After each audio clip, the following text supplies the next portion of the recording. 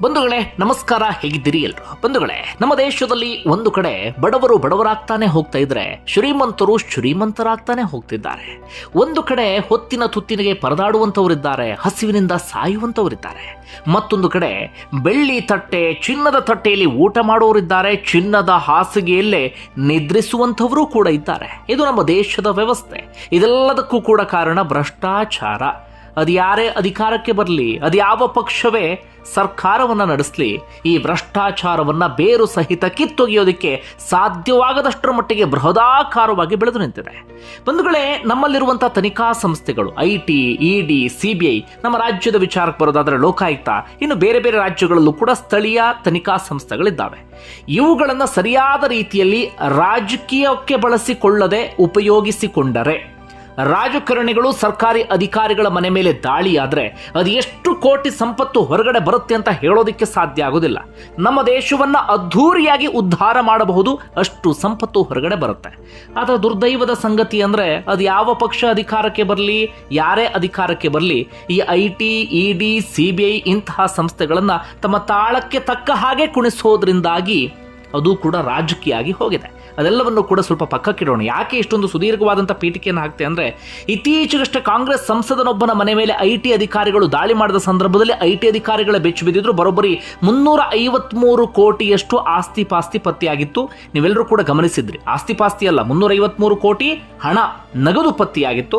ಇನ್ನು ಬೇರೆ ಬೇರೆ ಆಸ್ತಿ ದಾಖಲೆಗಳು ಅಂಥದ್ದೆಲ್ಲವೂ ಕೂಡ ಪತ್ತೆಯಾಗಿತ್ತು. ನೀವೆಲ್ಲರೂ ಕೂಡ ಗಮನಿಸಿದ್ರಿ.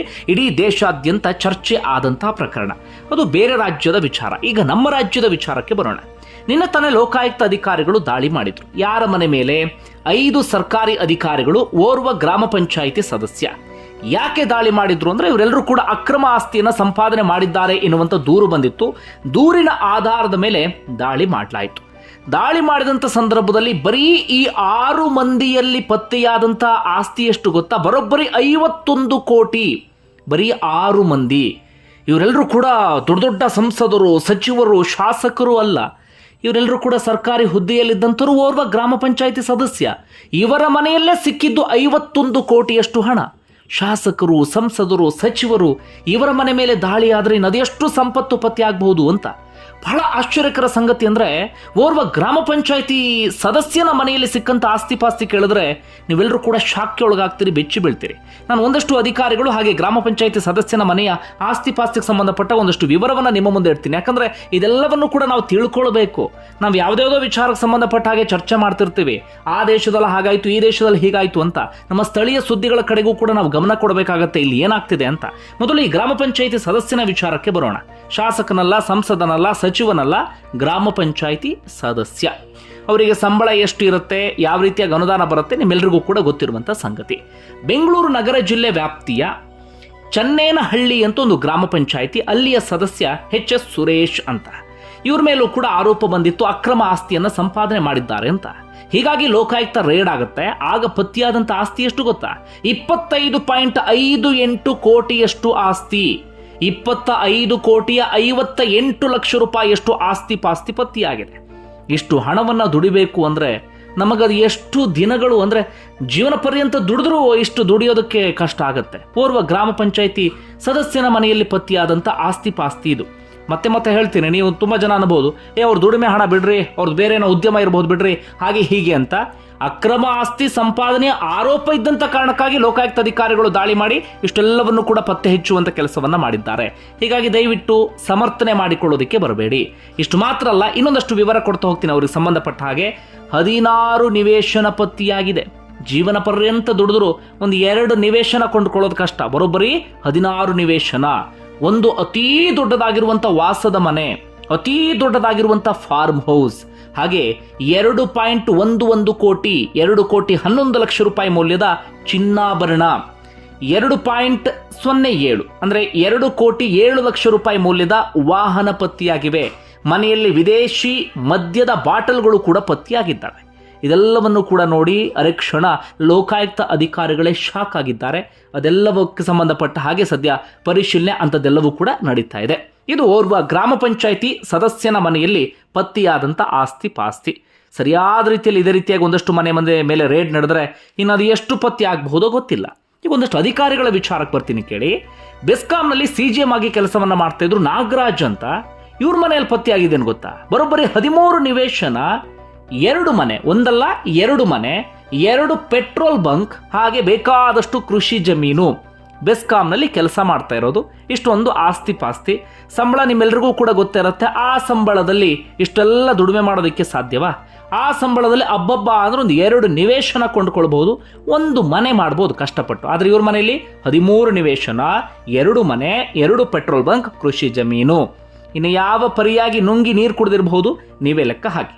ಇನ್ನು PDO ಪದ್ಮನಾಭ, DC ಅಲ್ಲ, ತಹಶೀಲ್ದಾರ್ ಅಲ್ಲ, ಇನ್ಯಾವುದೋ ಹುದ್ದೆ ಅಲ್ಲ. ಇವರು PDO ಆಗಿ ಕೆಲಸ ಮಾಡ್ತಿದ್ದಂಥವ್ರು. ಗ್ರಾಮ ಪಂಚಾಯಿತಿಯಲ್ಲಿ PDO, ಪಂಚಾಯತ್ ಡೆವಲಪ್ಮೆಂಟ್ ಆಫೀಸರ್. ಇವರ ಸಂಬಳವು ನಿಮಗೆ ಗೊತ್ತಿರುತ್ತೆ ಅಂತ ಅಂದ್ಕೊಳ್ತೀನಿ. ಪದ್ಮನಾಭ ಅಂತ ಅವರ ಹೆಸರು. ಈ ದೇವನಹಳ್ಳಿ ಬಳಿ ಕುಂದಾಣ ಅಂತ, ಅಲ್ಲಿ ಗ್ರಾಮ ಪಂಚಾಯಿತಿಯ PDO ಆಗಿ ಕೆಲಸ ಮಾಡ್ತಾ ಇದ್ದಂಥವ್ರು. ಇವ್ರ ಮನೇಲಿ ಒಟ್ಟಾರೆಯಾಗಿ ಪತ್ತೆಯಾಗಿದ್ದು 5 ಕೋಟಿಯಷ್ಟು ಆಸ್ತಿ ಪಾಸ್ತಿ, 2 ಮನೆ, 8 ಎಕರೆ ಜಮೀನು, ಬೇಕಾದಷ್ಟು ನಿವೇಶನ PDO ಮನೆಯಲ್ಲಿ. ಸತೀಶ್ ಬಾಬು ಅಂತ PWD ಇಲಾಖೆಯಲ್ಲಿ ಕೆಲಸವನ್ನ ಮಾಡ್ತಾ ಇದ್ದಂಥವ್ರು. ಇವ್ರ ಮನೆಯಲ್ಲಿ 15 ಎಕರೆ ಜಮೀನು, 2 ನಿವೇಶನ, 2 ಮನೆ. ಮುನೀರ್ ಅಂತ KRIDL ಡಿಪಾರ್ಟ್ಮೆಂಟ್ ಕೆಲಸ ಮಾಡ್ತಾ ಇರೋರು. ಇವ್ರಿಗೆ 7 ಮನೆ, ಒಂದಲ್ಲ ಎರಡಲ್ಲ, ಒಬ್ರೊಬ್ರು ಪಾಪ 1 ಮನೆ ಕಟ್ಟೋದಿಕ್ಕೆ ಜೀವನ ಪರ್ಯಂತ ದುಡಿತಾರೆ.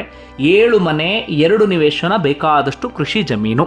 ಇದು ನಿನ್ನೆಯ ದಾಳಿಗೆ ಸಂಬಂಧಪಟ್ಟಂತ ಒಂದಷ್ಟು ವಿವರ. ಇಷ್ಟೇ ಅಲ್ಲ, ಇನ್ನೊಂದಷ್ಟು ಅಧಿಕಾರಿಗಳ ಮನೆ ಮೇಲೂ ಕೂಡ ದಾಳಿಯಾಗಿದೆ. ಆದರೆ ಯಾರ ಮನೆಯಲ್ಲಿ ಅತಿ ಹೆಚ್ಚು ಪತ್ತೆಯಾಗಿದೆ ಆ ವಿವರವನ್ನ ನಿಮ್ಮ ಮುಂದೆ ಇಟ್ಟಿದ್ದೇನೆ.